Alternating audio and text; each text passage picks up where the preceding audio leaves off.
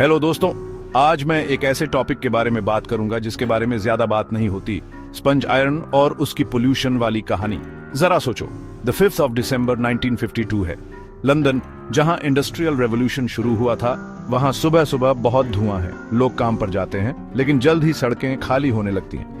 गाड़ियां रुक जाती हैं, बसें रुक जाती हैं और लोगों को सांस लेने में भी तकलीफ होती है। अरे, मैं कोई भूतिया कहानी नहीं सुना रहा हूं। यह था great London smog. Second world war के बाद लंदन में फैक्ट्रीज बहुत थीं और गांव से बहुत सारे लोग काम ढूंढने आए थे। 1952 की ठंडी सर्दी में फैक्ट्रीज ने प्रोडक्शन बढ़ा दिया और घरों में बहुत ज्यादा कोयला जलाया गया। इससे कोयले के धुएं और फॉग का जहरीला मिश्रण बन गया, एक टॉक्सिक स्मॉग जो 5 दिनों तक रहा। नतीजा, लगभग 4000 लोग तुरंत मर गए और बाद में 12,000 से ज्यादा लोगों की मौत हुई। तुम्हें लग सकता है कि इन मौतों को मर्डर कहना ज्यादा होगा, लेकिन कार्बन के रोल के बारे में सोचो।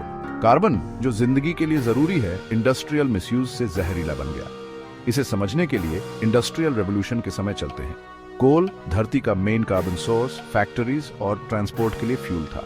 इससे आयरन ओर को पिघलाकर मशीन्स, रेल्स और ब्रिजेस के लिए मेटल बनाया जाता था।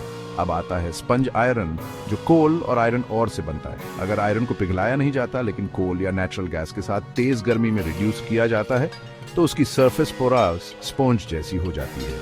यह है स्पंज आयरन या डायरेक्ट रिड्यूस्ड आयरन, DRI। पुराने इजिप्ट, मिडिल ईस्ट, यूरोप और चाइना सब इसे यूज करते थे, ज्यादातर कोल की जगह चारकोल जलाकर। ब्लास्ट फर्नेस के आने के बाद कोल ने चारकोल की जगह ले ली। अब 2025 में भी इंडस्ट्रीज स्पंज आयरन पर बहुत डिपेंड करती है। क्यों? क्योंकि इसके लिए हाई ग्रेड कोल की जरूरत नहीं होती। लो ग्रेड कोल कम टेम्परेचर पर भी काम करता है, जिससे यह सस्ता बनता है। कम इन्वेस्टमेंट, ज्यादा प्रॉफिट।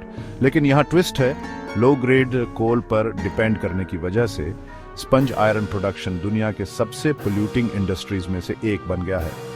इस पोल्यूशन को समझने के लिए स्पंज आयरन के प्रोडक्शन प्रोसेस को समझना जरूरी है। तो ये है स्पंज आयरन की हिडन स्टोरी और एनवायरनमेंट पर इसका असर। अगली बार जब इंडस्ट्रियल पोल्यूशन के बारे में सुनो, तो ग्रेट लंदन स्मॉग की कहानी याद रखना, और ये कि स्पंज आयरन एनवायरनमेंट की प्रॉब्लम्स में क्या रोल प्ले करता है।